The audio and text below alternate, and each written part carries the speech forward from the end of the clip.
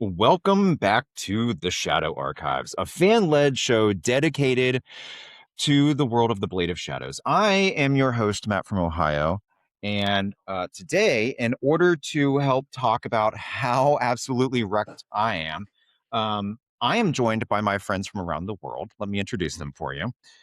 From Australia, Tam. From England, Miss Sam. Louise from Denmark. Patrick from North Carolina, and all the way from Northern Virginia, Lisa. And I suppose with that, the archives are officially reopened. And if you will recall, in our last episode, we left off the story with Lazarus and Salvatore trapping Severin inside of his own tome and vowing eternal hatred on one another as their tenuous alliance came to an end. And oddly enough, the trapping of Severin kind of brought up a little debate in our group chat that Sam started. So before we get back into our story, we should pass it off to Sam so we could talk about entombment. Yeah, I don't know. I was quite tired when my brain was thinking, but towards the end of this book, I thought that this is sort of like a tome in itself, like that it contains everything that their tomes contain, and I wanted your guys' opinions on it. Well, I'll start off with that. Actually, I thought when I saw that, it caused me to pause for a little bit because I was like, you know, hadn't really thought about that. I think it is. I think it's our own look into our own book. In fact, it would be really interesting. It would be really neat to see if we could actually create our own tomes, which we pretty much have with all the notes that we've been doing and through all of this stuff. Luckily, I'm not locked in mine because it would be a rather sad day. But That you know of. yeah, that I know of, correct. But as often as I have read it, the series itself, I don't think it's just regulated to this book. I think the Blade of Shadows tome as a whole starts here because this is the origin.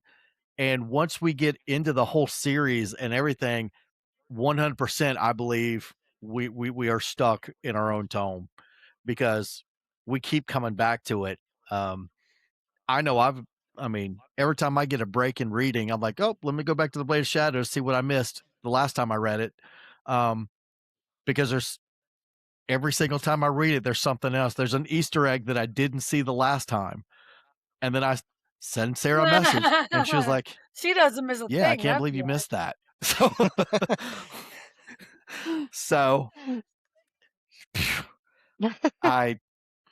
she is fanned. I don't know if you've been on some of her lives where she has fanned her notebooks out to show people what they look like.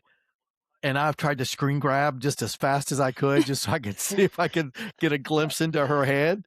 But yeah, I really do believe. I think that's a good comment, Sam. I would say yes. My whole point was, as you're reading the book, and obviously there's bits that we've missed previous readings, but it describes everything that you need. Like the way that it was described in the book is the book has everything that you need. And the only reason I said that I thought it was this book in particular is because this book is essentially like the prequel or the start of everything. So everything that has come, well, technically before it, but written after it, it has everything that you need to understand the rest of the story. That was a cool concept. That was where my head was going. I didn't like it. Yeah. So here's my question about it being a tome. is the story inside Rise of the Shadow Lords being told to us by the shadows, meaning Rise of the Shadow Lords is like my tome and the shadows are talking to me?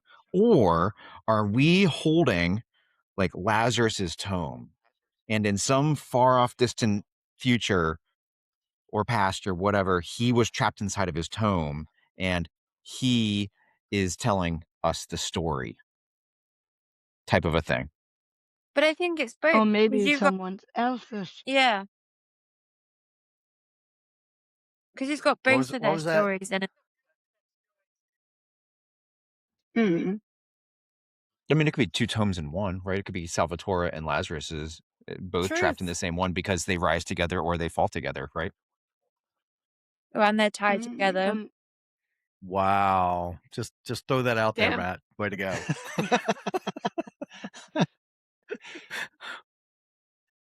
Or on the flip side, is it Sarah's tome that we've Yeah. all appropriated? Her mind is amazing. So it could be Oh. Mm. I mean, Sarah, I've starts with an asked, S. Sarah is the shadows. I've asked Sarah Conspiracy about theory. her opinion on it and whether she would agree that it's a tome of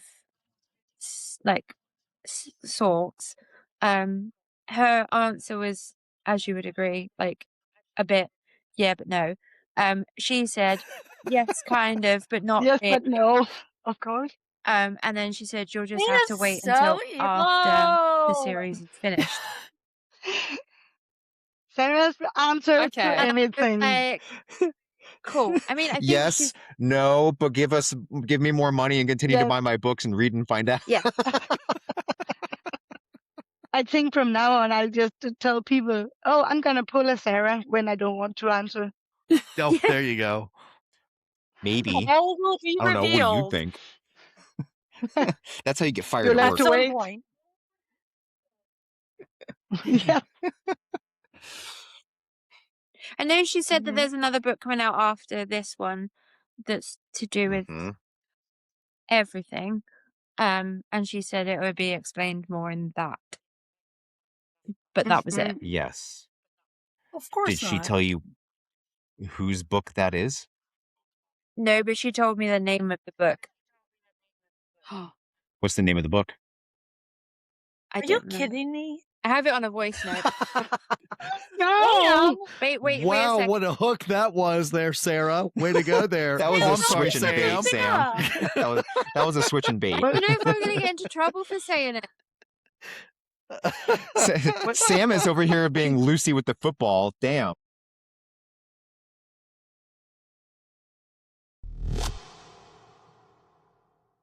Our story picks up immediately after Lazarus and Salvatore trap Severin inside of his own tomb.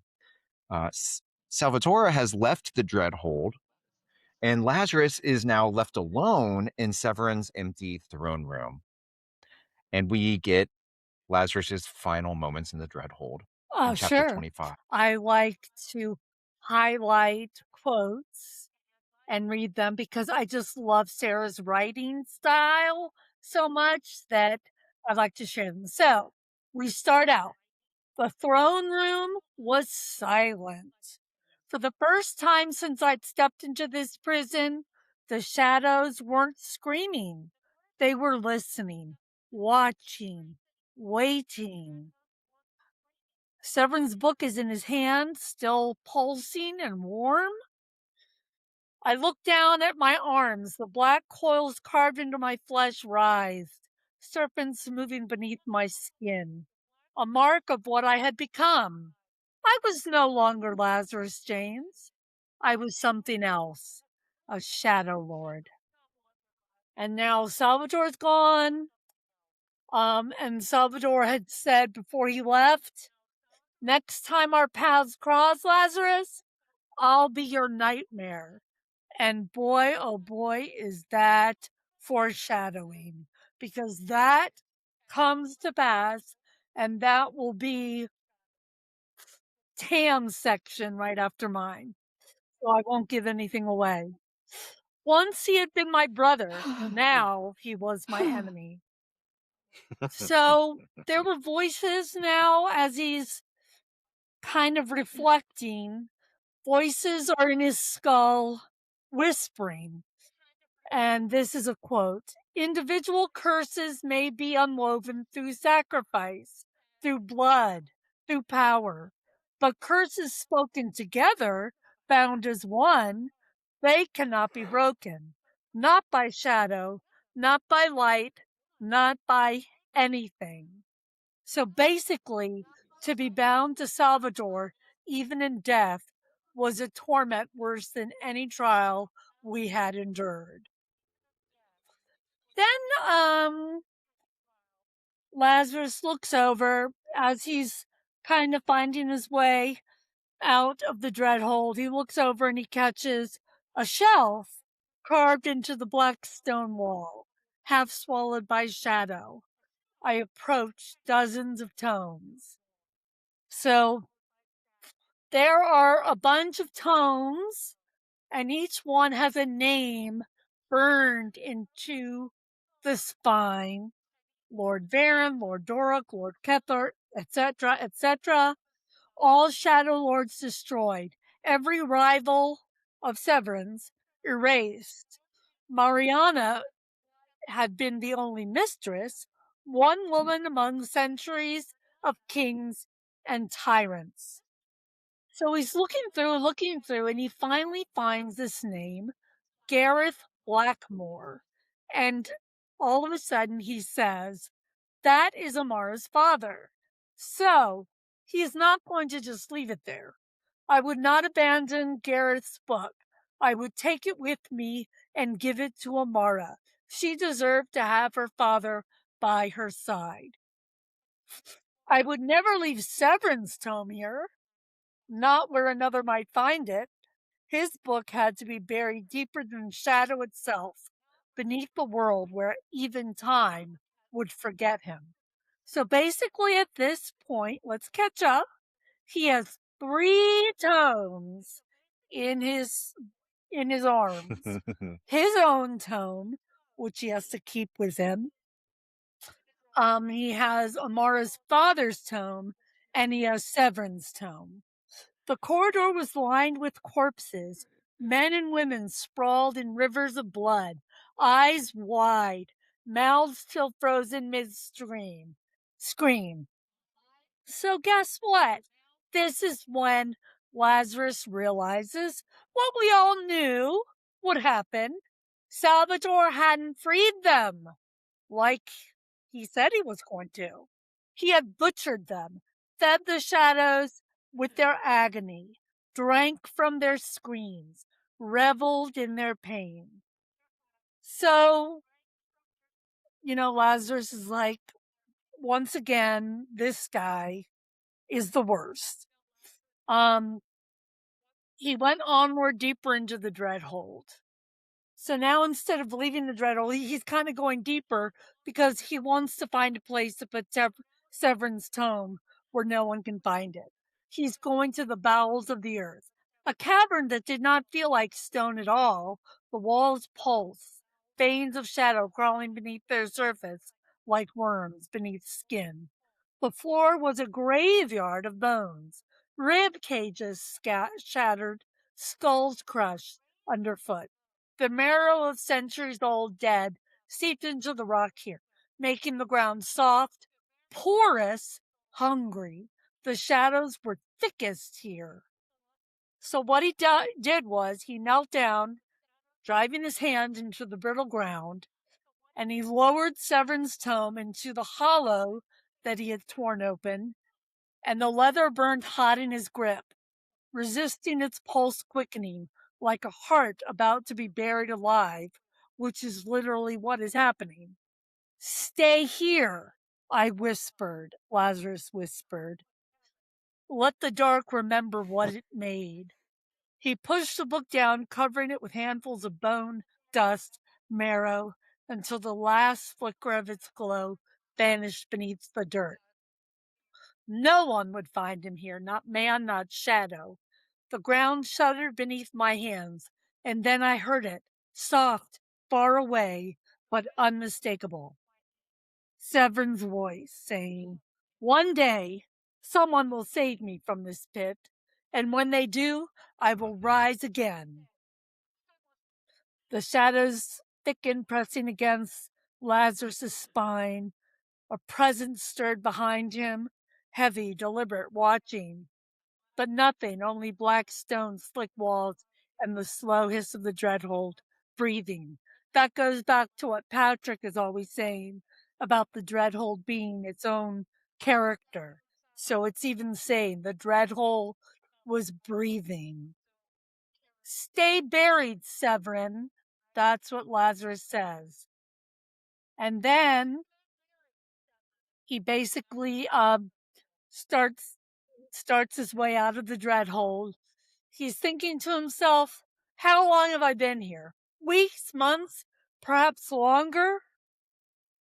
My father, Morgrith Severin, revealed not as a warden of this place, but its master, a shadow lord who had turned the Dreadhold into his kingdom, feeding on pain, pleasure, and despair. My supposed brotherhood with Salvatore had shattered. He had dragged me into this fucking hellhole, butchered prisoners to feed his own hunger, and murdered my mother long before I could even grieve her. And above all, I had learned the cruel origin of it all. Mariana, his mother, had chosen Lord Lorien, who was who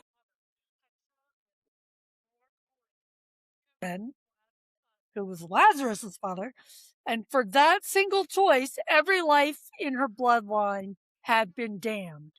Salvatore would never find his mother's book. Let him rot with his curses. Now let's do a catch up. He has 2 tomes in his hand, his own tome and Amara's mother's tome. Amara's father's tome, pardon me.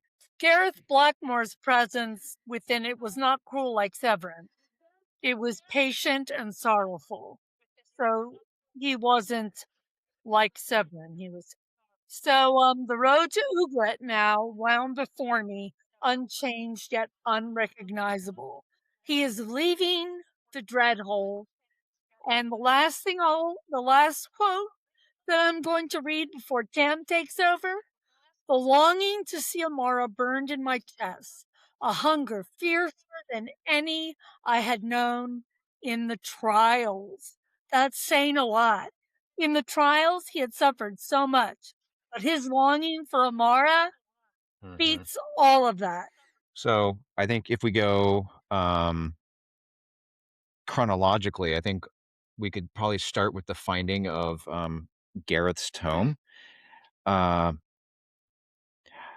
fact, Blade of Shadows trivia: Amara's maiden name is Blackmoor.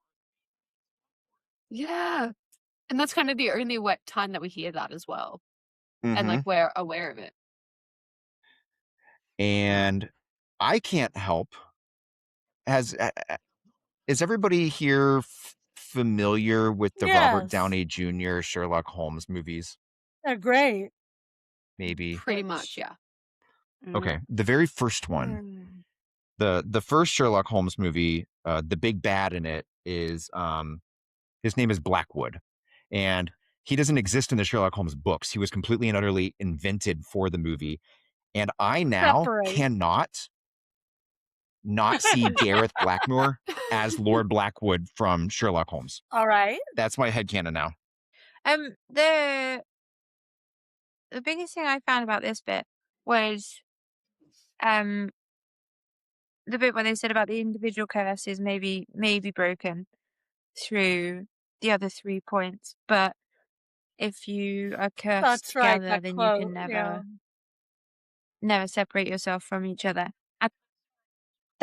I feel that that's all they wanted to do, because obviously in the chapter before they just said, like, we're gonna divide and never see each other ever again. Like, I never want to see you, but they physically can't because they're always going to be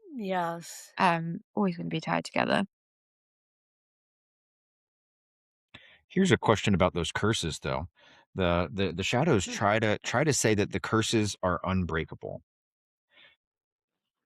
But I think it's pretty obvious that the curses are breakable. Because the whole prophecy is that two people, one from each of their bloodlines, are going to rise and ascend and change the world. You know, we talked about that prophecy last episode. If Salvatore's curse is that he cannot procreate, how does he have somebody from his bloodline to fulfill this prophecy? So, like, if the prophecy becomes fulfilled, it obviously has to mean that the curse gets broken, right? Unless there's someone we just haven't met. Well, I'm thinking his brother, you know, he didn't procreate either. So yeah, I mean, there's that option. That we know of. Exactly. And Daddy Lorian be dead. But if you're saying that there might be another person, okay, so they wouldn't necessarily be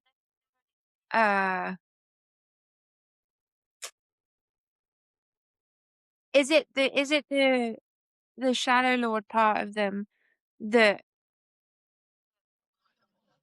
would they have the Shadow Lord part in them if they weren't created after he became Shadow Lord? That's what I'm trying to say, but I don't know how to put it in words. Like if Salvatore had a child with somebody else, so. then they wouldn't have the Amara Shadow Lord part in them. Wouldn't that make Amara a mistress? The only way you can become a Unless Shadow he Lord became a is to Shadow do Lord the Shadow after, Lord of course. trials and go through the whole thing. Would Yeah, there but be a situation? for Salvatore to have a child and it be of his bloodline, it wouldn't be able to be somebody from before he was a Shadow Lord. No. But would they be able to go back in time enough for something like that to happen? Because if it's bloodline, does it necessarily mean like his son or his daughter? Because, like, would there isn't be it a meant? way for them to go But doesn't back it in say from different times? Isn't the prophecy two people Maybe with bloodlines at different times or different? So, yeah, you might be right, Tam. Because they could go back in time to when they weren't Shadow Lords, when like they had like his father alive, his brother alive, and things like that, and maybe could do something with that because they also did like really focus in on a bit of his family relationship in this book as well, and like how bad his relationship was with his father. We touched on like his brother a little bit and how his brother was like the golden child. Like, could there be something where they go back very in time to before that? Especially because like trying not to obviously jump too ahead of the books, but we don't really know how they're going to solve Salvatore's team up issue later on in the series either. Could be anything. So could it be something like With that? Sarah Maybe? writing these books? Could be anything. we could just bring back Mariana. Why is Patrick and Matt got a Because weird they little know smile on their things we faces? don't I was gonna know. say Patrick's like smirking over here. That the two of you, Yeah, I'm just like, well, let's ask Sarah. Maybe not. The pair of you. You'll have to wait until I don't later. like that you guys don't smiles tell on your us face. this. And you just smile. I want to know. No, I don't want to know. I want to read it.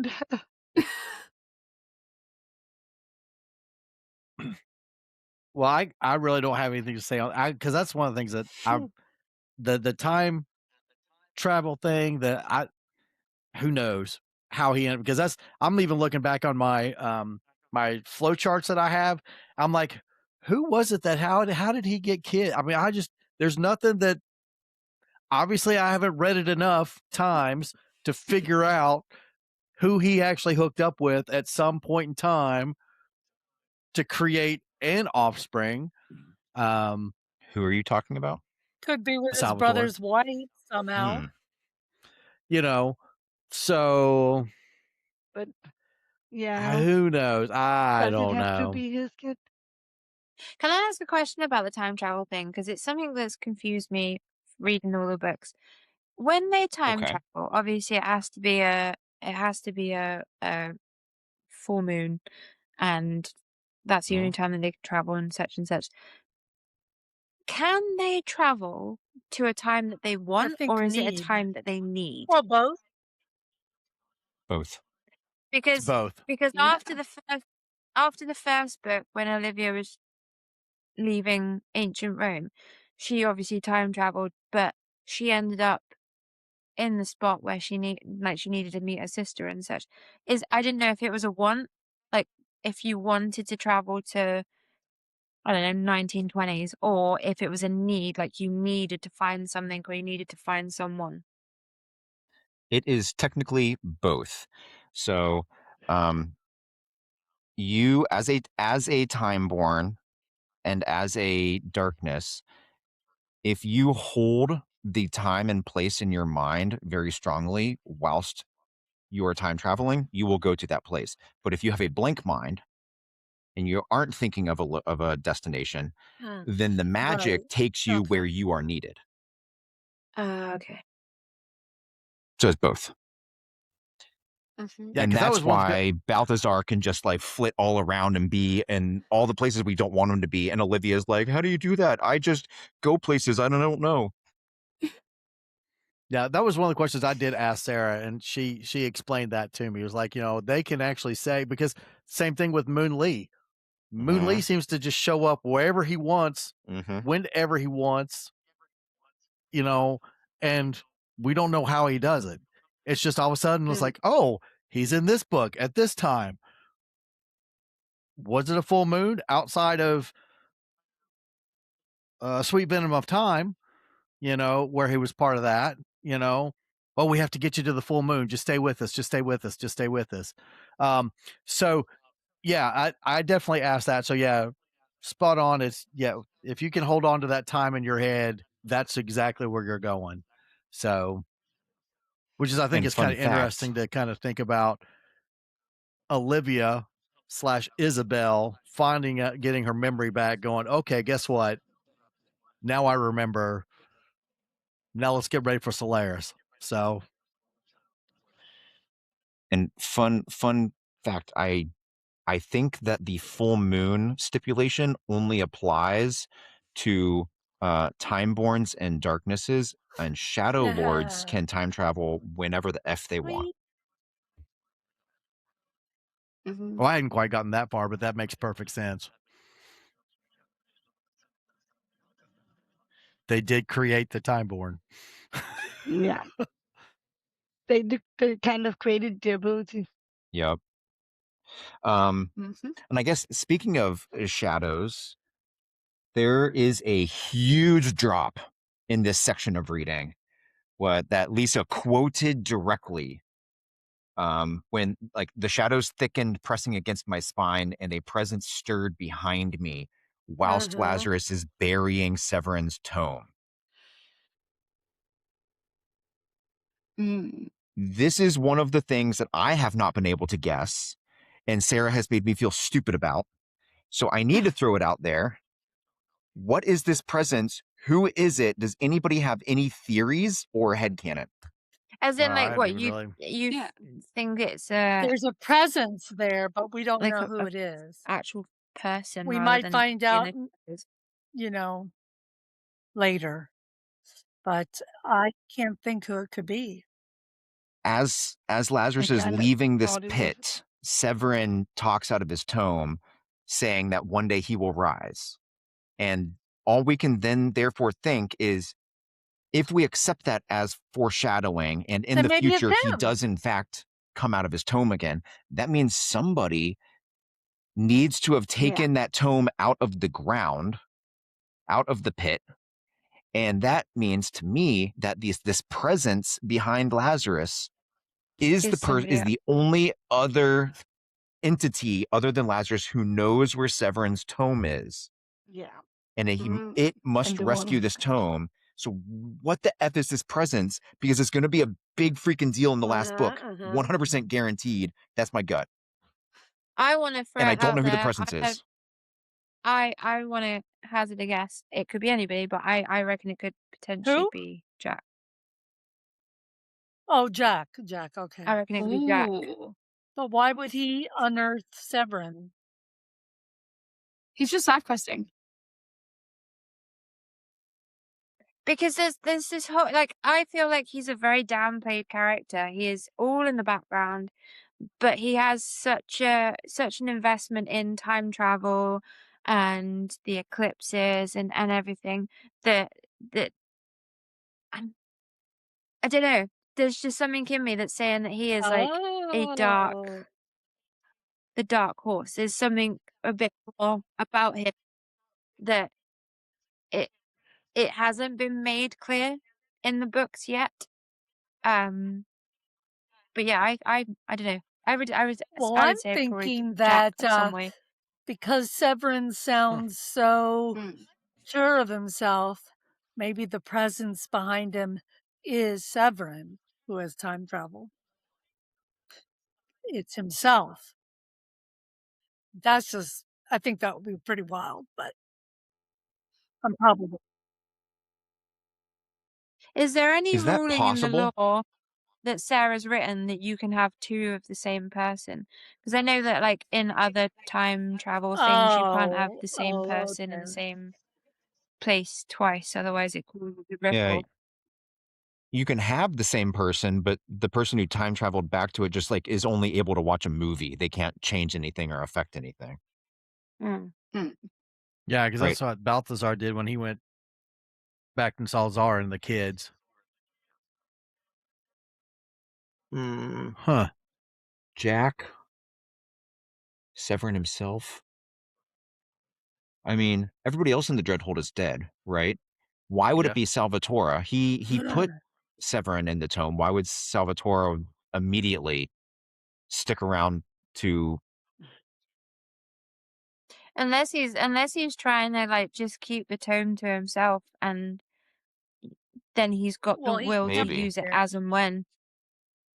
Then he's got maybe. power over Maybe the he person think he's been trying to flip the whole time. You know, he was playing a game. He was trying to, well, he was trying to win, wasn't he? He kept saying that, Well, you know, unless it's a he's game. time traveling, it really can't be him. well Hmm. I think yeah, maybe he needs him to undo the curse. He needs him back out.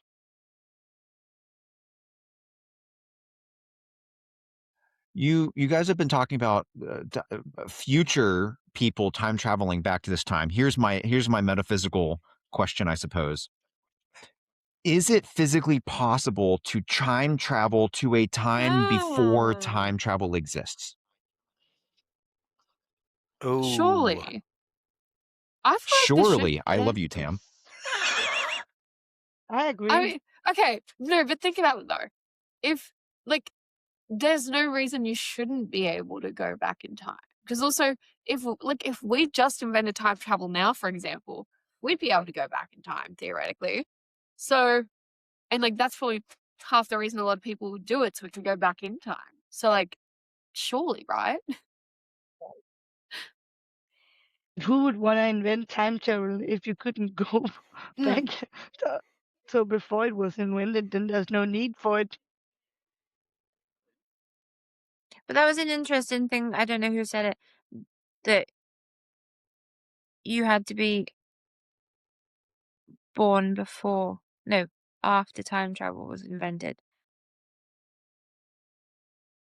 You don't have to Because be, that doesn't technically you have work to either. be alive at the time that time travel is possible in order to travel back in time. You have to exist during that time in order to travel back in time. I wonder if in the last book there's a whole thing of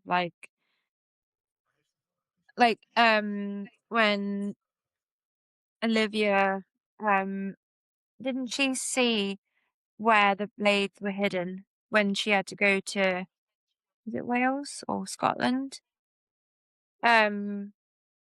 When she was trying to find it was the sun dagger or the moon dagger. and she remembered or worked out where it had been put because she could go back, or I can't remember. Hmm. Pretty sure that's when Lazarus shows up out of freaking nowhere and guides her essentially to the spot in the cave in Wales. And Amara was there, wasn't And she? Amara is always there, yeah. Yeah. Boom. She was there. Amara mentioned. Lazarus is going to step out of the Dreadhold, unsure of the sun, the temperature of the air, all of the weirdness of the real world, and make his way home. And it is a very unhappy homecoming. I mean, I don't really want to tell you why it's a bad one, but I guess I have to. Okay. I wrote a lot of notes, so I'll try and just like summarize as much as I can. But yeah, so he pretty much leaves the Dreadhold finally. He's kind of free. It says the night air struck like ice against my skin, but it wasn't freedom, so he still feels very trapped inside. And then what I said was he does an entire TLDR on his point of view of the entire book. I wrote a very good summary for us all. Severin is my father and a Shadow Lord. He fed on people and had a sex dungeon. Salvatore, my dear bro, betrayed me like mad. Oh, and he put me here, lol. Also, he killed prisoners to feed his own hunger, which low-key ain't cool, bro. Oh, and he murdered my mom. Also learned about his hot mom, by the way. I like it. And so pretty much he has an entire paragraph where he pretty much just says that. He pretty much just summarized, like, if anyone's not bothered to read the entire book, just read that. No, I'm kidding. But it literally Tam, is just a I'm TL, like yours. too long didn't read. Here's what happened to me, guys, just in case. And then I go, and it was all because Severin couldn't get over his hooper. Because at the end of the day, he just couldn't get over Mariana. That was the entire reason for everything. So his little hookup he felt a bit too, he couldn't get over his talking stage, you know what I mean? So, and then what is it? So he leaves the Dreadhold, but I put a quote in because the way that Sarah wrote it, it felt like it's one of those like parts of like a passage of a book where you can see everything that you're reading so clearly. And I said that it felt like a movie scene. Was it? I turned from the Dreadhold, away from the corpses, away from the brother I once loved, away from the father I had destroyed, and walked into the wind. For some reason, I can just see him like walking away all dramatically, like maybe doing a little like one of those like dramatic like turn backs and then turns back around, like, or like stops for a second and like realizes, no, I've got to move on. Like I can just see it as like a movie scene. So, and then I wrote another quote in because I wrote banger after banger because Sarah kept writing really good quotes in this section. That place had taken everything: time, faith, love, mercy, and left me only with this: the burden of the shadows and the ghosts of what I once was. Yes. For some reason, there was so many good quotes in this chapter, and I was like, oh, Sarah. And then at the end of the day, everything Lazarus wanted was peace. And so he's excited. He's going home. He finally sees his home, but he can tell there's something off about it because the wooden door creaked open. Amara steps outside. Cute reunion for a second. Oh, and then I wrote, and then Salvatore kills her ass. Question marks? Capital letters? Because before that, he just starts going on about, it's because of her, Lazarus. Don't you see? It's because of her. You never loved me. Because of her, you never looked at me the way you should have. Yeah. So pretty much he had a big fat crush. And he couldn't kind of, like, obviously, as we see throughout the book, no one else can feel the same way about Lazarus as he does, pretty much. When he had friends, killed them, things like that. Like, he kind of took away everything good in Lazarus's life because he wanted to be the only good thing. And then I said, is Salvatore going down the same path of same loving a talking stage path as Severin? Because again, pretty much. But he didn't even have the talking stage. Oh, and then I wrote another R.I.P. Amara. I've written about 3 of these in my notes. And then I never felt love, Lazarus, never, and neither will you. Salvatore says to him. So it's pretty much like, oh, yeah, all that shit's happening is like, I never felt love, so you were never allowed to feel what I never felt. And you are going to be in pain and suffering. And then, mind you, the entire scene, Amara is begging for her life. I didn't write any quotes of all that because that was sad. And shockingly, I don't like reading about one of my favorite characters dying again. So, but I remember when I first read it though, I was like sobbing. It was one of those times where fully I was like sobbing my eyes out and I was like, oh. And then I wrote finally, and now she's dead, officially, after all that.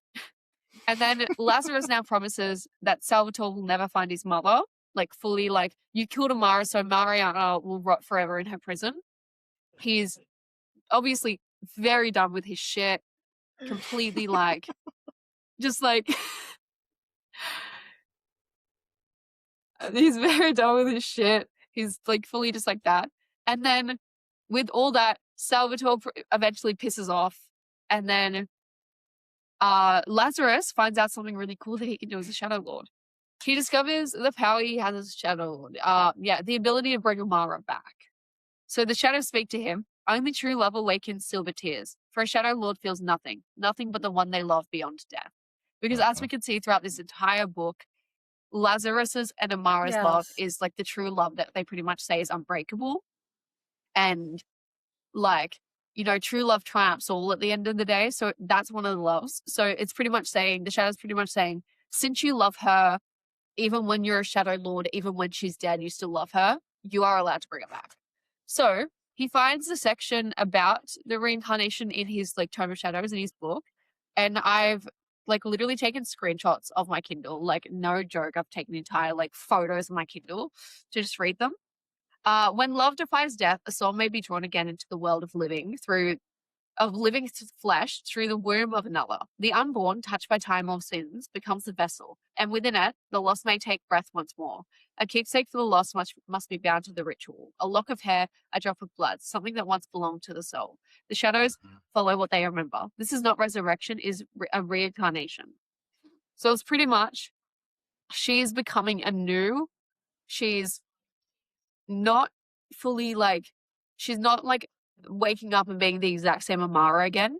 She is being reborn into like another person. Like another person's going to carry her and then she will be reborn if he decides to go down this path, pretty much. And then step 2 is, that was step 1. This is step 2. They pretty much, they must stay with their like birth mother, with like the new birth mother until the soul is not, while the soul is not fully there, still not fully there, because it takes a while for obviously all that to work. And the only way for that to happen is I think like the whole motherly love, the motherly like kind of connection. And then step 3, I didn't say all the steps, I promise. For 9 moons, the shadows must be fed through the vessels that they may weave soul to flesh. They hunger not for flesh or flame, but for emotion drawn through the Shadow Lord himself.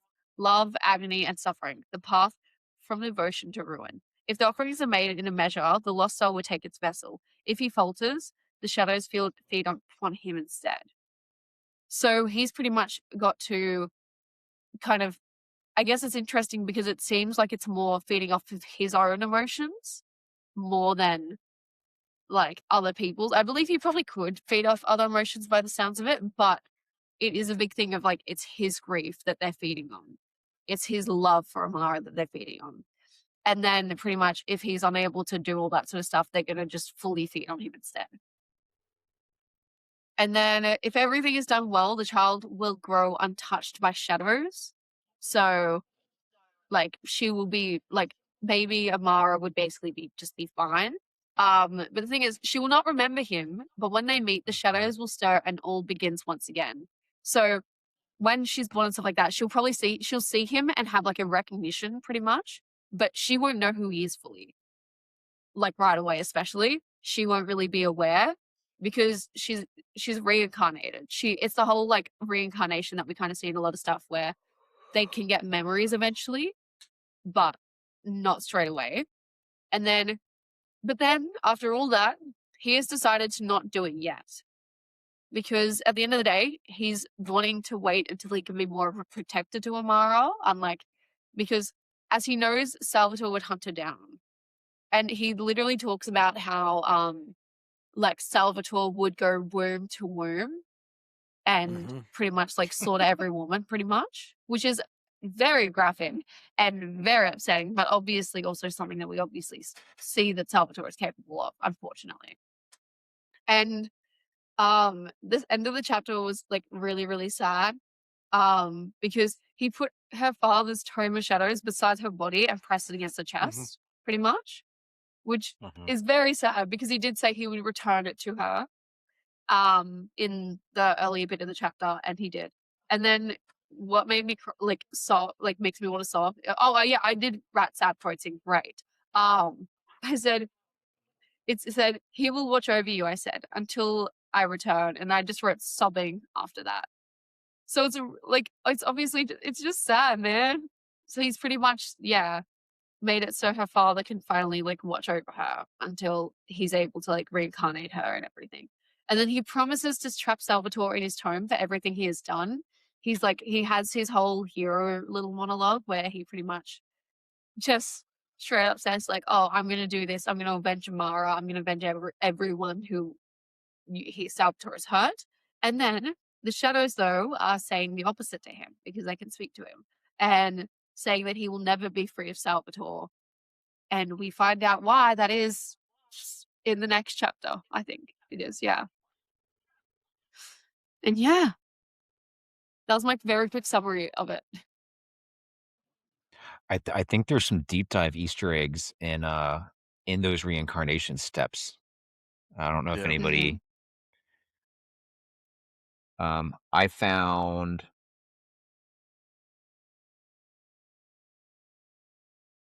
specifically a step 4. I feel like is like the really big Easter egg one, and in step 3, I'm pretty sure we get another Easter egg. So maybe maybe we just want to go step by step and talk about Easter eggs with these.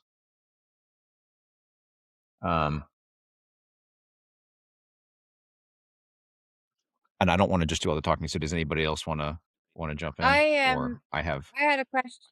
I had a question at the end for the last chapter about these steps. I don't know if it's the right place to put this question now. I don't know. Ask the question. What's your question, man? So obviously at the end of the book they're trying to do this whole build a time traveler thing. Do you think that there is potential that Lazarus was trying to use the Queen's baby as the host for the reincarnation of Amara? No. Oh, no. I feel like he wasn't fully. Was he? Wait, I forgot. Yeah, he was. I think he was don't think ready. he's strong enough yet. But I don't think he was ready.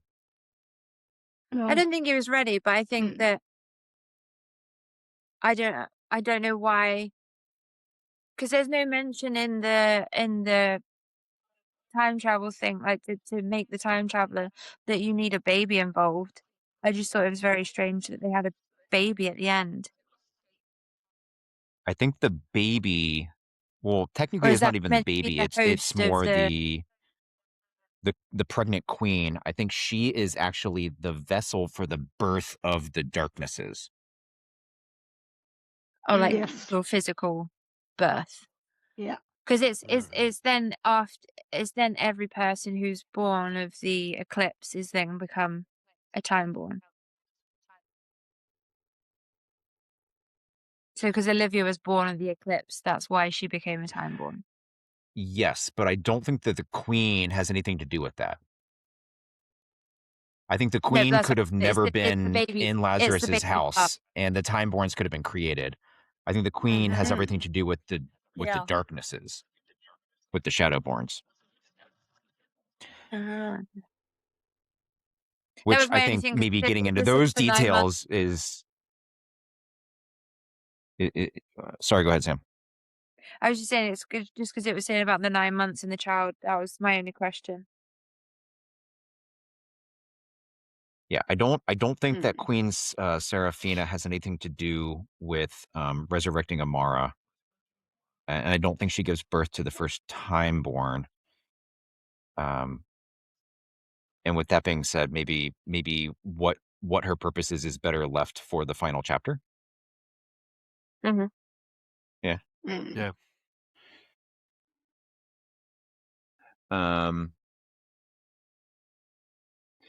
I think in step 3 of the the reincarnation stuff, it talks about the runes that must be the blood runes that have to be drawn, and I'm relatively certain that that is what Lazarus does to Elizabeth in Sweet Venom of Time. Yes. So this step 3 tells us kind of an Easter egg for how Roman or Armand was reincarnated. And then in step 4, we get the whole like, if the rite is botched, the child shall be born hollow, reaching for a past it cannot name. And this one blew my mind because I've always been irritated about, like, why is Alina bad? Yes, And I think that is why Alina is bad. I She think was so. reincarnated and it was messed Yes. over. The reincarnation That itself was messed over. sounds about right.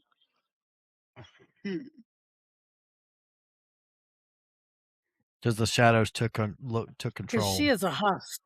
Yeah. Which I think also means that Salvatore reincarnated Alina.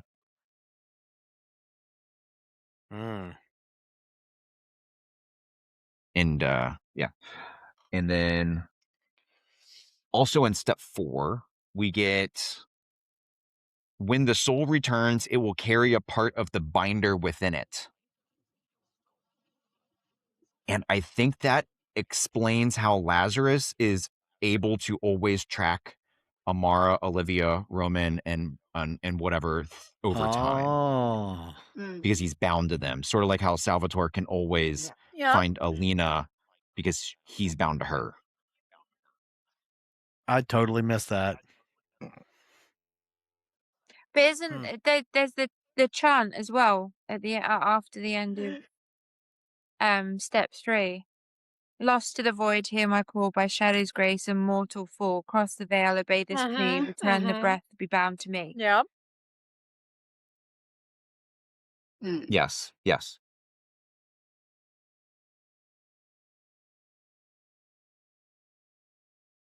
And then it said the one of the bits I found was, it said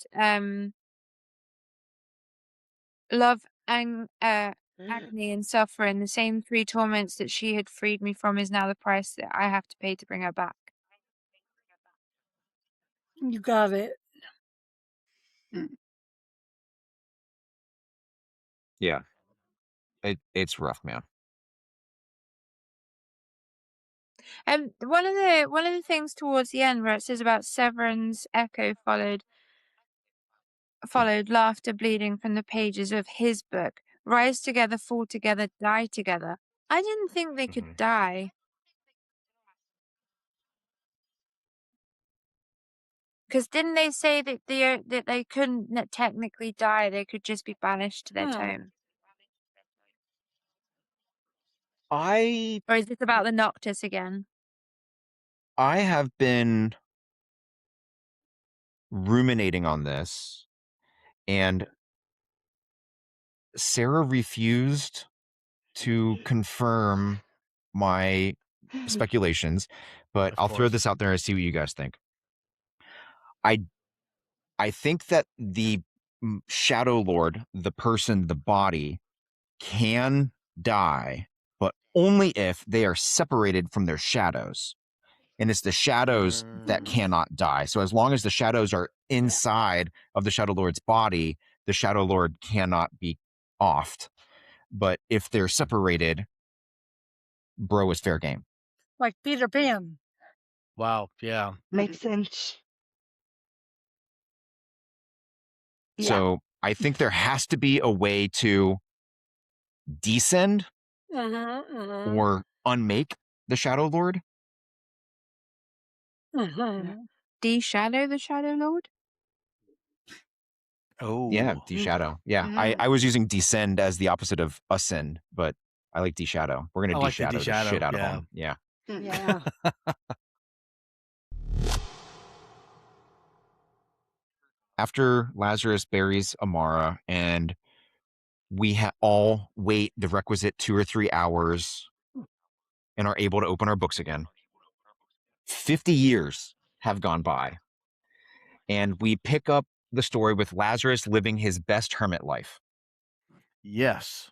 So Lazarus is just holed up in a little bitty cottage overlooking the water so he can bask in this the ocean spray and the salt. But yeah, so he's there, and he's one of the things that just kind of caught me when I was rereading this again, especially with my deep dive with this, is again the vivid imagery that she portrays. You know, Sarah's such a good person. Like, I felt the spray, I felt him going out there with his cup of tea or whatever it was that he was drinking.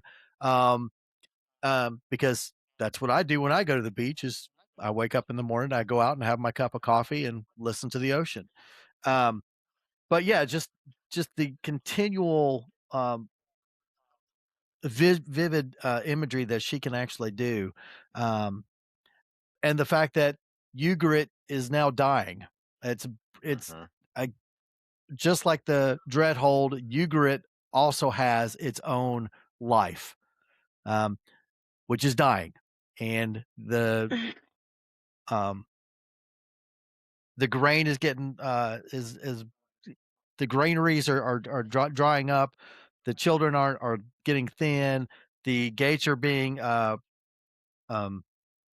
bombarded.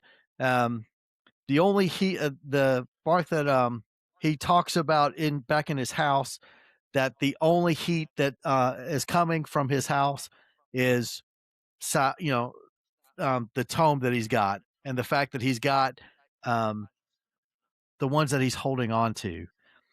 But then there's also this feeling, and before you even get into, you know, knowing exactly what's happening, as if you're reading this for the first time, it's just like, what is going on that he's feeling? You know, they're like, is the house alive? Is it? I mean, what's going on? Because he keeps talking, keeps looking at the fireplace. What is it about the fireplace that's different? And we find out that that's exactly where he goes to his little dungeon. That's his little secret hideaway. But before we get into that, the king and queen decide to show up. He gets a knock on the house where he's like, well, nobody comes and visits me, so obviously this is something important.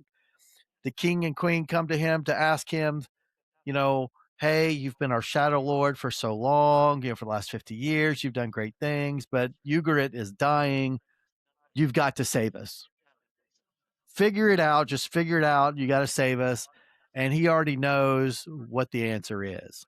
The thing that he's promised to Amara, the thing that he's promised to himself, there's absolutely no way that I can do what I'm supposed to do.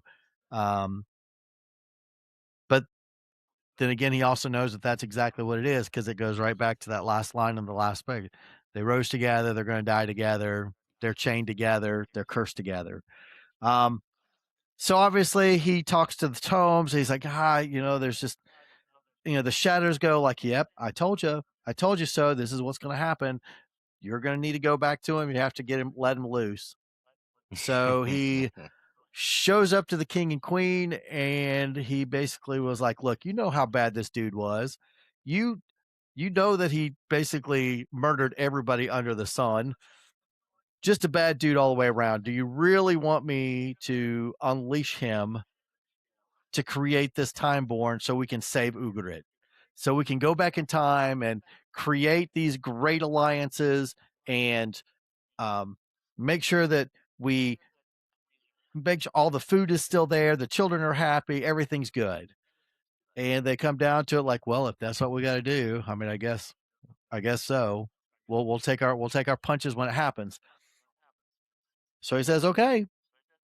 And then we go into the next little section, because there's a nice little break right there.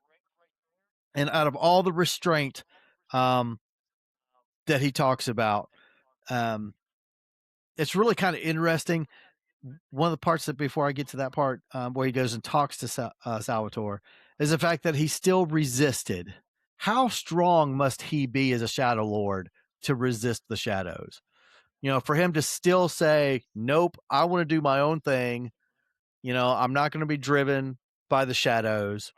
I still have a little bit of myself inside of me, and I'm still going to let me do that. So that kind of caught me.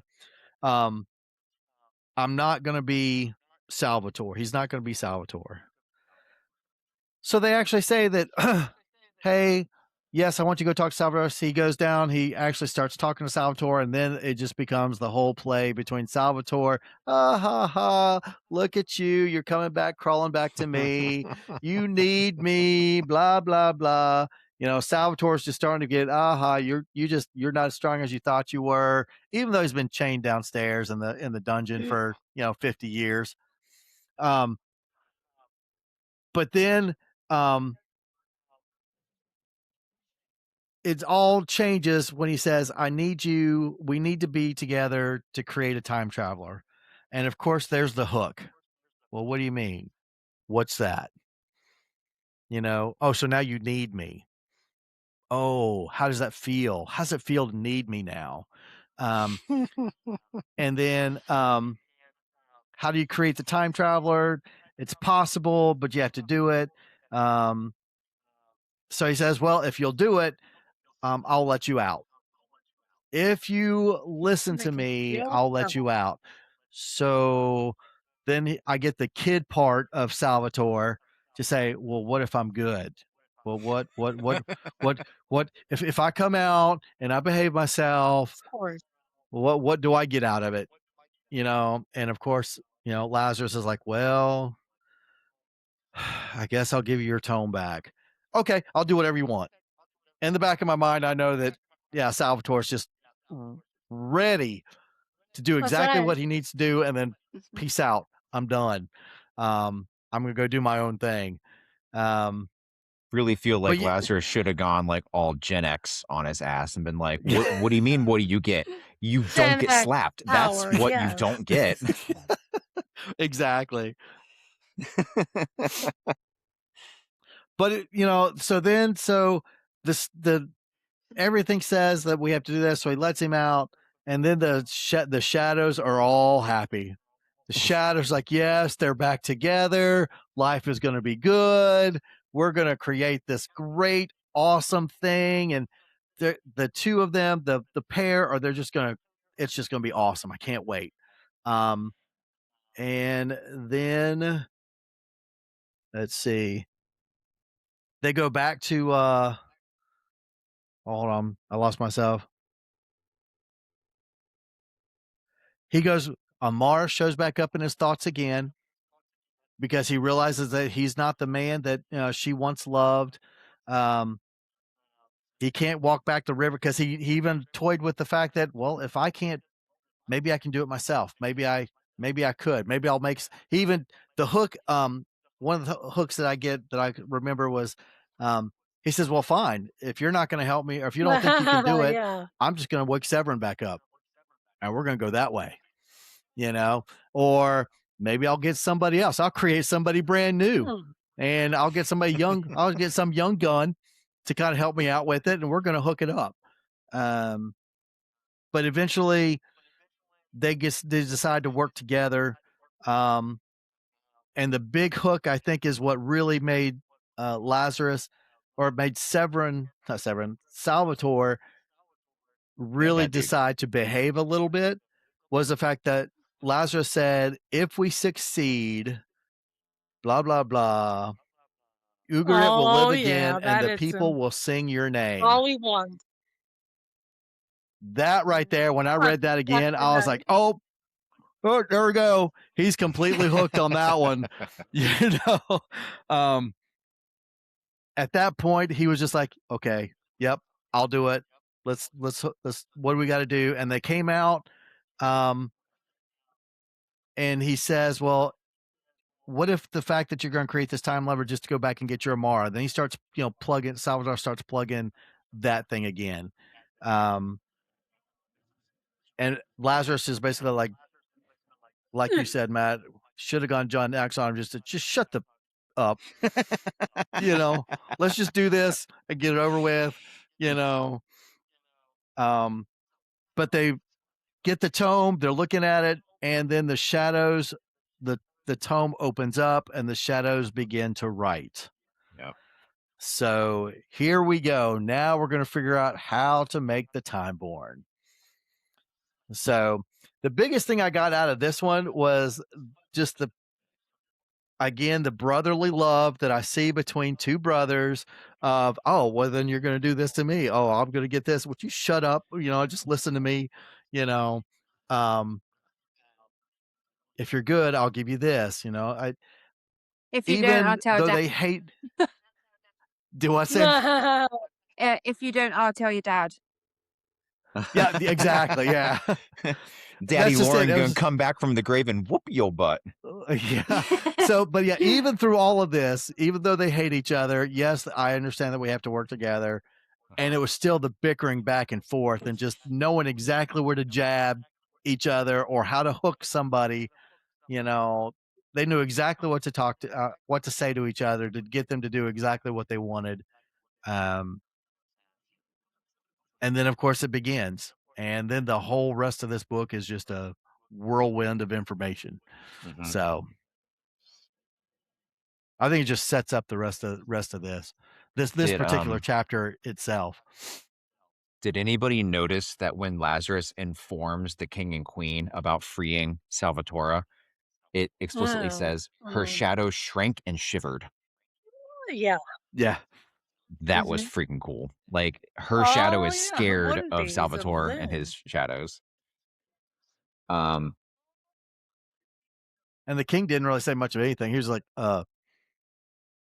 yes, dear. Yes, dear. Yeah, exactly. Yes, dear. Yeah. Yes, sweet.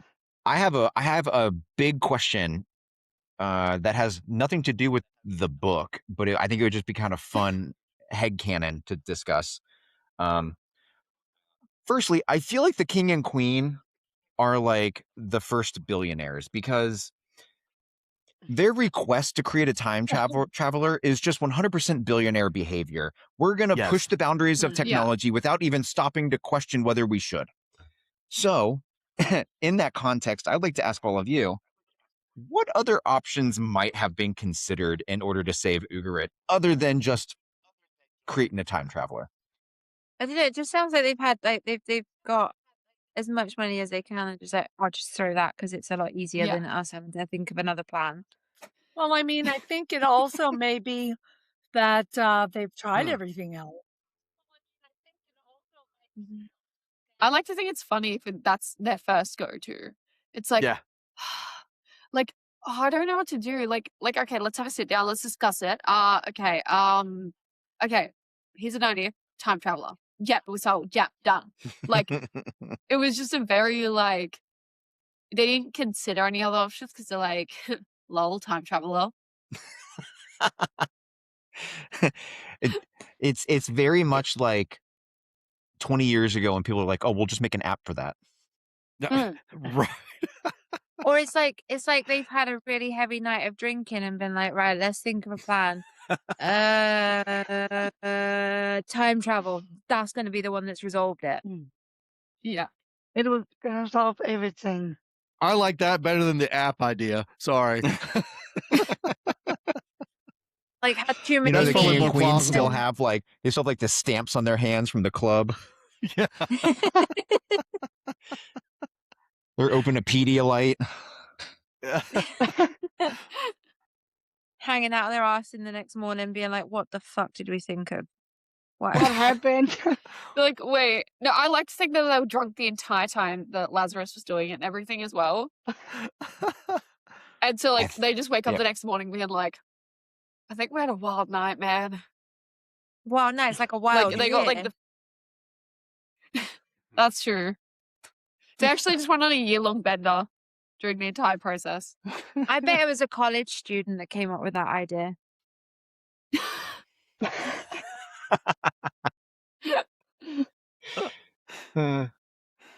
Yeah, I don't know what else they could have like. How else do you save Ugarit without a time traveler? But the shadows are pretty powerful. There's there's like, build a yes, build it, build it, They built build the it. wall. All right.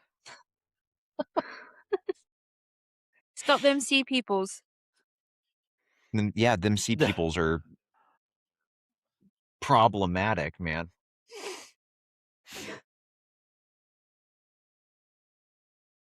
I mean, Funny. who else wouldn't go with a time traveler? Sure. I don't know. Wish I could time travel. It obviously creates some pretty irrevocable changes to the fabric of reality. So I'm just saying maybe there could have been a less damaging option. Salvatore is freed, and Lazarus asks the shadows how to create a time travel. And as Patrick said, the tome begins to write. And then chapter 27 and chapter 28 are essentially just a one big ass journey for how to create a time traveler. I have like 7 pages of notes, so just bear with. So these chapters are where we see the dynamic duo reconnect because Lazarus has basically been told that he has to get Salvatore involved, and we find out obviously he's been keeping him in his dungeon. So to create a time traveler, he needs a second Shadow Lord to carry the load because it's too much for one person to do. So they are being forced to work together. They have the tome, and that reveals in order to open the river of time, they must wait for a rare eclipse to happen where the sun and moon align and the heavens open.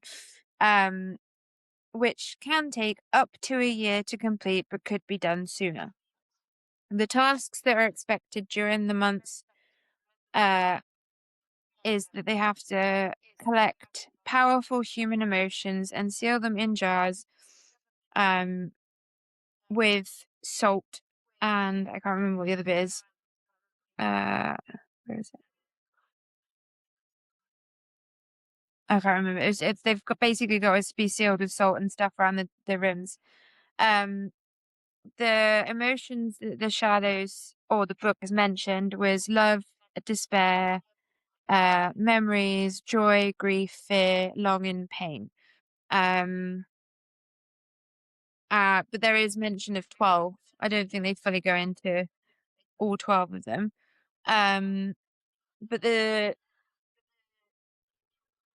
they then also, whilst doing the collection of the feelings and the emotions, they also have to feed the shadows as well. And so I think this is why it takes them so long to get the stuff done properly. But Yeah, also, those shadows be thirsty. yeah, but also to make sure that the ritual can be performed properly, the shadows have also informed the two of them that they must reconnect, as it's vital for the ritual to be performed, and basically they've got to be on good terms, because if not, then it could be refused, and basically the entire world would then die. So when they were collecting the emotions in the jars, some of the things that were highlighted in for me was that they collected the laughter of children, and it literally stole their laughter, which I basically feel like it's stolen their innocence, making kids cry. There was a mother burying her child. There was lovers being separated when they got conscripted for war. There was fear during a violent attack when the kids were being beaten up. But also, mainly, both the boys' childhood trauma was another one that was that fed into the jar when they were talking about why they did what they did during the ascension process, and how they both sort of regretted their not necessarily regretted their choices, but definitely questioned the reasoning behind it, and sort of came to a bit more of an understanding. It was never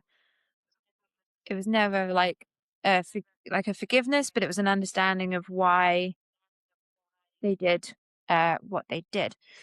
On this, I created a how-to guide to make a time traveler, which basically tries to condense all of the points of the 2 chapters of basically how to do it.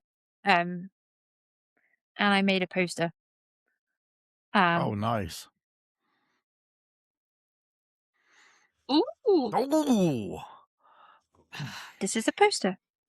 That's quite cool.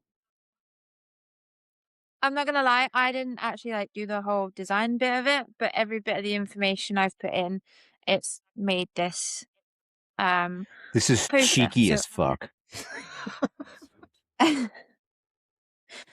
so if I can find it, I will go through the steps. So, That is how to amazing, build a time Sam. traveler. According to 2 emotionally unstable shadow wizards with terrible coping skills. The first one is to have the ancient tome, preferably leather bound, and if it starts to whisper to you, you're doing good. Second point is just ignore any red flags that happen. Whispering's fine. Threats of destruction are possibly manageable. Feeding us with your suffering is totally normal.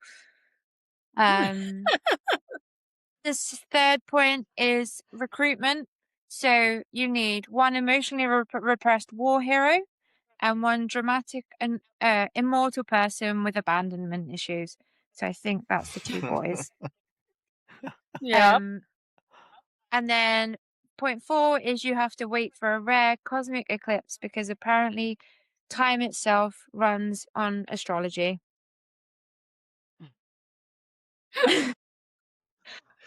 Blame the Fifth universe. point is you have to spend a year to collect the human emotions in jars, like deeply concerning hobbyist beekeeper. And the jars may contain joy, grief, fear, love, rage, points of nostalgia, existential dread, and at least 1 staring at the sea for a dramatic moment because they have that moment on the top of the cliff. To capture the emotions, point 6, you need to lurk in a village that's not the one you come from. Watch strangers experience life moments and steal their feelings like an emotional tax collector. Make sure That is you label the awesome. jars. Make sure you label the jars very carefully, as nobody wants to accidentally open despair when looking for hope. Point 8 is to rebuild your broken friendship through trauma bonding, shared childhood memories, passive-aggressive arguments, and long silences near a cliff. It's a very Calvin and 9. Hobbes type of moment. yes. Yeah. Point 9 is to stare intensely at the sky every night, pretending you understand the constellations, nodding mysteriously every time somebody says the heavens are aligning. I feel like this is every astrology class in Harry Potter. For real. Yeah. Point 10 is to feed the shadows regularly. The shadows can become cranky when hungry. Never trust a starving ancient entity. The bowl says emotional snacks. I love it. Resist the urge to destroy each other halfway through the ritual. Very important step, but is surprisingly difficult. Point 12. When the eclipse arrives, bring the emotional jars. Wear your most dramatic cloak and stand beneath the blackened sun looking emotionally devastated. Point 13. Present the jars for judgment like a contest on a horrifying magic cooking show. Point 14. If the shadows approve, congratulations, you may have unlocked time travel. Point 15, though, if the shadows reject it, the city will explode, reality will collapse, everybody will die, and at least you communicated your feelings towards your unintentional lover. You've got such a dry humor. I love it. I was writing it like I was saying to Matt, I felt it was very much like the Grinch when he was saying like he couldn't cancel his plans, and you know he was labeling all this stuff like solve world hunger but tell nobody. Yeah. This is hilarious. So then the I love time it. traveler. So Eclipse Core, it harnesses cosmic angst and questionable timing, but don't lick it. 2, it's an emotional reactor, powers the machine using the raw bottled feelings. Overfill, bad time. You have to feed the shadows, so the shadow feed chute keeps the ancient moody shadows well fed. Hangry shadows, catastrophe. Mhm. Point 4, dramatic entrance ramp because style points matter. Also doubles as an exit. Running is preferable. And then constellation aligner makes the stars cooperate-ish. About 90% of it is guessing though. Memory and regret amplifier, it turns pain into power, but therapy is not included. And then a temporal launch seat where you sit down, hold on, try not to think about your life choices. Operation notes, all parts are held together by ancient magic and spite. Read the manual. Nope, there's not a manual. Hope for the best. Beautiful. The best part of this entire schematic is up here. Is probably safe. I think the bit at the bottom, Great. the bit right at the bottom where it says, built with trauma, trust issues, and way too much determination, would not recommend to our enemies, but may recommend it to you. This is priceless. Oh, good So job, Man, I sure Sam. hope This is yeah, that is how to awesome, post. Sam. Very awesome. I sure hope you put your name on that. So I have a couple of questions. If you had to trap an emotion, what emotion would it be? And also, which would you find the hardest to collect if you were a Shadow Lord? Ooh. Definitely a happy one would be the easiest. No, sorry, not easy. The most difficult one to collect because I don't want to take happiness away from others. I totally thought you were going to say because there's no happiness in the world right now. Yeah, someone already took it. Salvatore, what They are you were doing? already here. What are Salvatore, you go doing, away. Salvatore? Hmm. Hmm.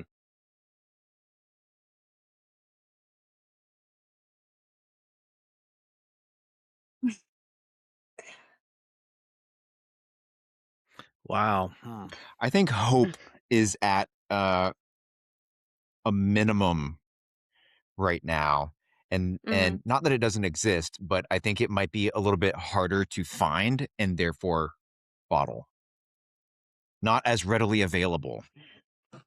I could see that. I feel it myself.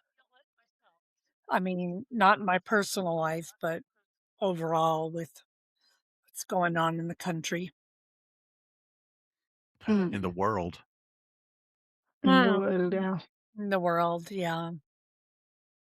I think the easiest one right now would be despair because a lot of people are obviously like, there's loads going on in the world that,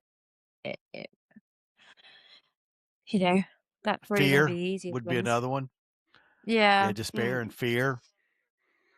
Those are the easy ones to catch. Mm. I feel like if I had to bottle some humor, obviously, I'm just taking a flight over to the UK and trolling Sam. So 100%. And then the only other question I had was, do you think that the jars are there to preserve emotion or steal humanity? Because those emotions are the things that make you human. So do you think that I think that the shadows, because they're obviously trying to take the humanity away from the Shadow Lords to make them Shadow Lords, is this like another way of stealing the humanity? Oh, trying to think. I think a little bit of both. Honestly, I think it's a bit of a mix because it's kind of like they're also kind of using them as a vessel in a way as well. So that's when it kind of gets interesting. Because yeah, they're trying to they use them as a tool, it's like a vessel to create the time travelers. So it's also kind of like they're just stealing them at the end of the day as well for their own benefit. So that's kind of when it well obviously you get it and everything, but it's just quite interesting in that regard. So I think I'd say it's a little bit of a mix of both because of that reason. I think it's hard to figure out, like, for at least my personally, it's hard for me to figure out like a solid answer with how it's a little bit preserving and all that, but it's also, again, them kind of stealing it for the benefit of the country and stuff. It's an interesting So, thought. mm, Good question. Because my thought was that obviously if they're stealing these emotions in jars with the salt and stuff, salt in magic terms is used for protection. So it's used to protect, but it's also I did a little bit of Googling. So there's a lot of mention between the salt in the town and like the smell of salt and stuff. And it's used for preservation, purification, protection, and also memory. So it's not just a random ingredient that has been thrown in there. It's there to preserve things like food, bodies, offerings, relics. But also with like preserving, like using it for the jars. Without preservation, emotions would fade. Salt allows those moments to remain alive for long enough for the eclipse ritual to happen. Good point. Yeah, I definitely got the Yeah. preservation because those bottles are going to sit there for a hot minute. yeah. As for stealing humanity, I don't think that the shadows want to steal humanity. And the reason I don't think that is because when Salvatore and Lazarus both kill the thing that makes them human, it is very graphic and visceral. It is the death of something. Whereas this is the bottling of an instance, of a fleeting feeling. And that doesn't ring as graphic and devastating as the death of humanity that we saw during the Ascension. That's a Although good it point. could be like death by 1,000, by 1,000 pinpricks or something like that. So maybe in that way, it is definitely taking away humanity, but maybe not in one fell swoop. Mm. Good question. That's cool. That is a good question. How to create a time traveler as evidenced by the wonderful PDF generated by our Sam, does indeed take 9 months and ends in an eclipse. And that's where we enter chapter 29 with Salvatore's perspective. This is actually my favorite chapter. So I'm very excited, but I'm gonna keep it short because there's actually so much to talk about, but I don't have time. Sorry.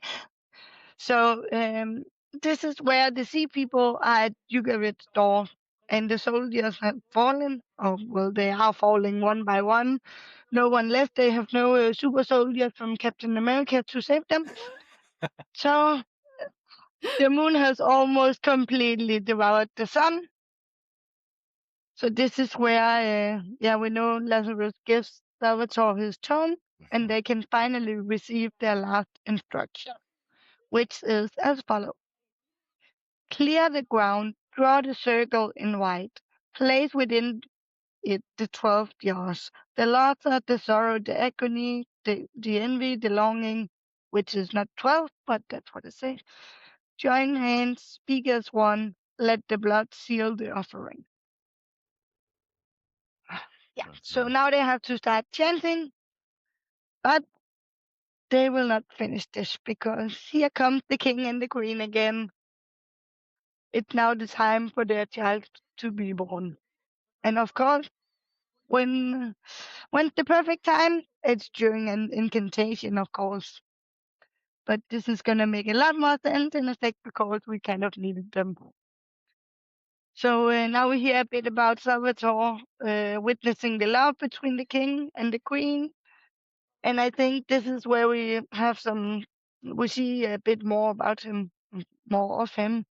And this is why I love this chapter so much. We see that he kind of remembers that there was a time where love was what he wanted, and it seems like it's still there somewhere. Yeah. And then his shadows, they keep telling him, you can have this. We have a way. We can help you. You can feel love. You can have a child. Because each time a time traveler is born, then Salvatore will have a child of his shadow. And they tell him this way. When the time traveler rises, we will rise with them. We will walk the world in flesh, not words, not whispers. Children of shadow, born from you, they will look human, live human, yet carry some of your shadow power. They will be born every time a time traveler is born. Each one will bear a piece of you, a fragment of the darkness that made you. So, yeah. And then we hear a little bit more about what Salvatore was like before and how he wanted actually to be someone's strength and he wanted to create life and not destroy it. And then they actually get to perform the ritual. It's they have this badass job they have to name the time traveler, so they decide on time bomb. No one, And then no it one hurt says, themselves with that. No one hurt themselves with that idea. no. And then it says, for heartbeat, there was no hatred between us, no gods, no curses, only two men, broken and burning, holding on while everything fell apart. And I thought this was a good place to stop. And then actually, we actually hear that they throw their daggers into the circle, which is of course very fun for later on. So actually, what I was most interested in is what do you guys, how did you feel about Salvatore while reading this? Because as you know, he's my favorite character, and I just, I think I'm a hopeless case over here. I still love him so very much. You're wishing And I for a still redemption see, arc. yes, so badly. I do feel that he technically starts to change again. I don't know if it's for the better or the worse, but the bit where he Lazarus is saying, "Oh, I hope we've done enough," and he gets really like angry about the whole thing, and Salvatore's the one that just keeps everything calm, and it's like, no, like it'll be fine. We'll it's almost like This it's almost like they've swapped. I think that's great that that's how you're reading it, because I read it as Salvatore being a master manipulator and he doing all of this shit nefariously to I get mean, what he wants. there might be which is something more on behind it, brand. but from Lazarus, like was it the chapter before? Lazarus was like, I saw the kid that I used to go out with, that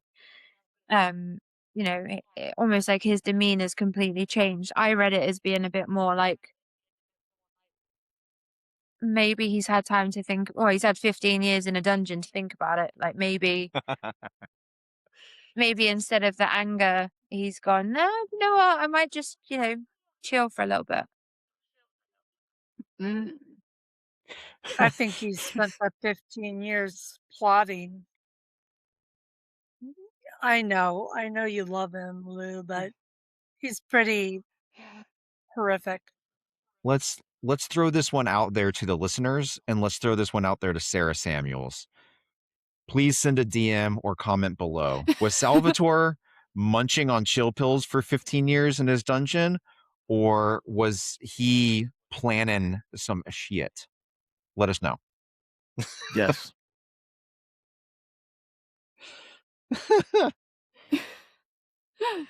Oh, then I actually had one more thing. I just spoke about. I spoke of the baby. Sorry, I forgot to mention. Of course, we hear just before the end that it was not the cry of a newborn; it was the sound of a beginning, and then we have the Queen and the King's baby coming. That's why beginning. I wondered whether it was because she had, because you were saying about the time traveler and stuff, and that it would have happened anyway. But like, is the Queen's baby the first time born then? Because technically, it falls under the parameters of all of the needs. Be born under an eclipse. I know, but I think they needed the ritual and the eclipse to make it happen, not just an eclipse. Because lots of babies are born during an eclipse, but you need Yeah, the but ritual to make it all. it's to do with the ritual, but does that mean that the Queen's baby is the first official time born? Oh, I see. I I- think so. I thought so. Yeah. I thought so because then we also have Salvatore's shadow child, darkness. Yeah, because I'd be intrigued to know who the time born is. Yeah, that Me would too. seem to know. Man, I have talked to Sara directly on the phone so much about what happens at the end of this scene. And I can't remember what I know versus what she told me, and therefore what I'm allowed to say. I think based upon the text that we read in this chapter, I read it as very explicitly that the shadows were telling Salvatore that the Queen was going to be the vessel through which his shadow offspring would be originated. And to me, the darknesses, or as they need to be rebranded, the Shadowborns and the Timeborns, are two separate entities that cannot be the same. And therefore, I don't read this as that being the first Timeborn. What do you think of that? He says oddly. But every time a timeborn is born, a darkness is born as well. So that's why I'm saying if the Queen's kid Did she have is twins? a time born, then is there the shadow version of that? You know, because it's stated that when a time-born's born, Yeah. that a darkness is born Mhm. as well. So if the queens had a baby during eclipse, which is the same as when Olivia was born, and you know, it's not the same for Emily because Emily's a time. What is she? She's time bound, isn't she? Down, yeah. Mhm. Yeah. Because she's born by a time born, Mhm. but isn't born under an eclipse. But it's actually just a time traveler and not time born because we didn't have that. They didn't have that word until now. I think we need a glossary at the end of the last book so we can figure out what all this, Mm. That's what the codex for. Sarah, make a glossary at the end of the last book.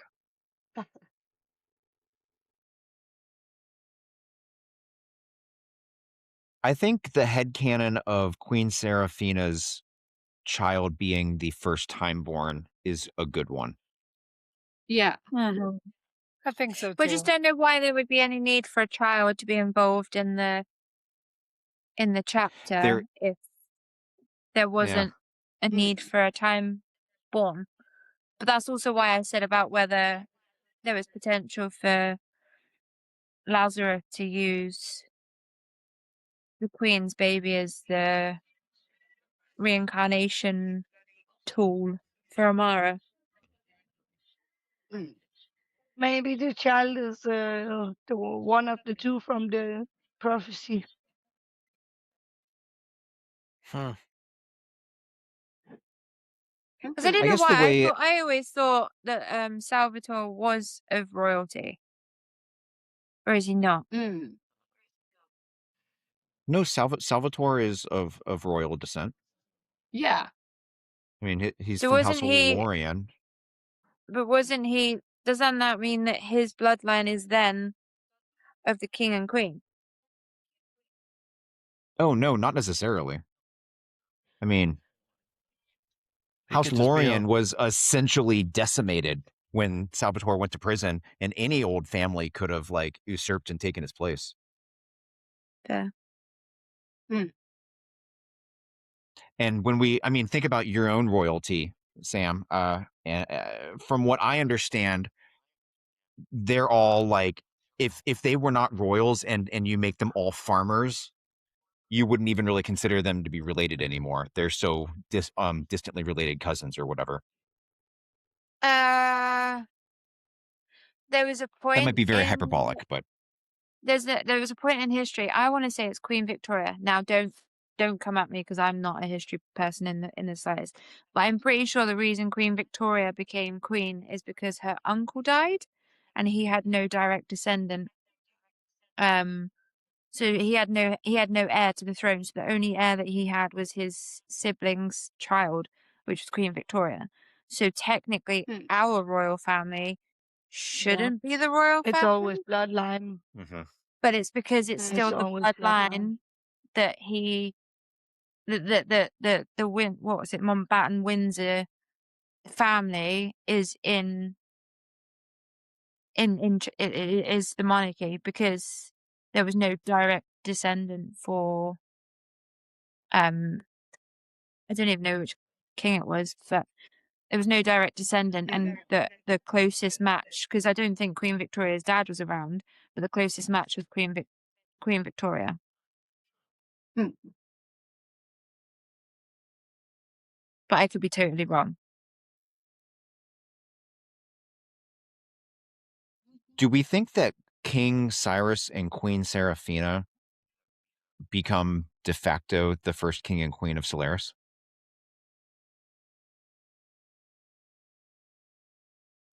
I guess a step that we have all kind of glossed over here is that the big bang that happens at the very end of the chapter is the creation of Solaris. Yeah. And I think my headcanon is that everybody in Ugarit disappears and everybody in it is like immediately switched over to Solaris. And that's how Solaris is populated. And so therefore is the king and queen of Ugarit, Cyrus and Seraphina, do they by de facto become the first king and queen of Solaris? Oh, I maybe. don't remember. Do they have their memories? Do they know they're king and queen? Well, good point. Does anybody know?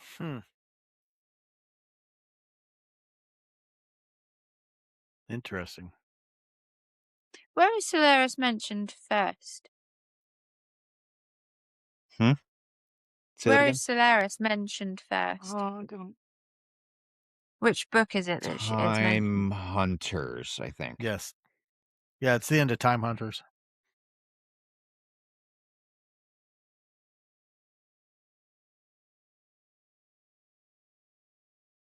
And I I don't know, think we but I can reckon all it could be one of their bloodline. I reckon it could be. Not necessarily them, but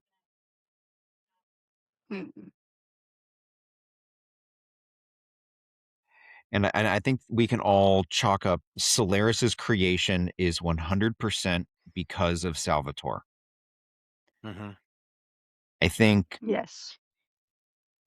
I think so. The shadows outline this big long ritual on how to create a time traveler.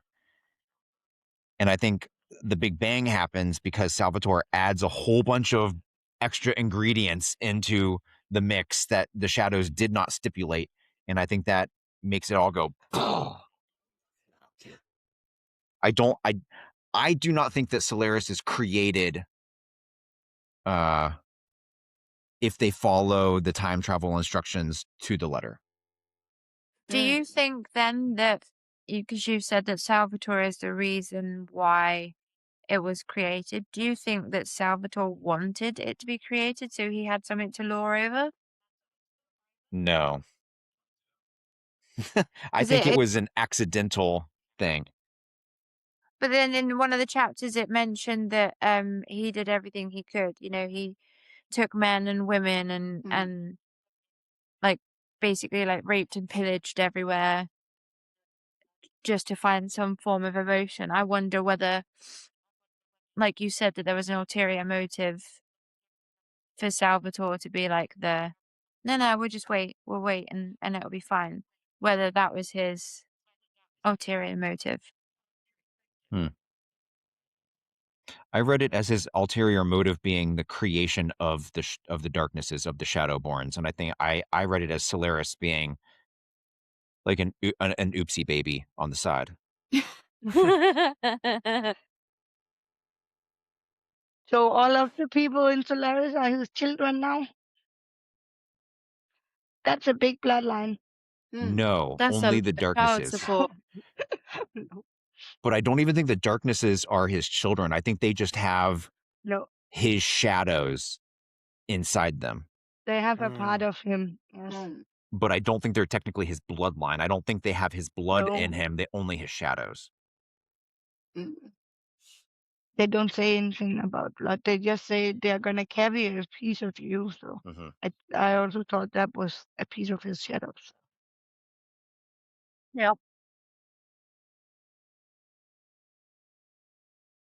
Which is then just messed up to think, because then he's tethered to all of the darknesses through the shadows and he can just track them ad nauseum, right?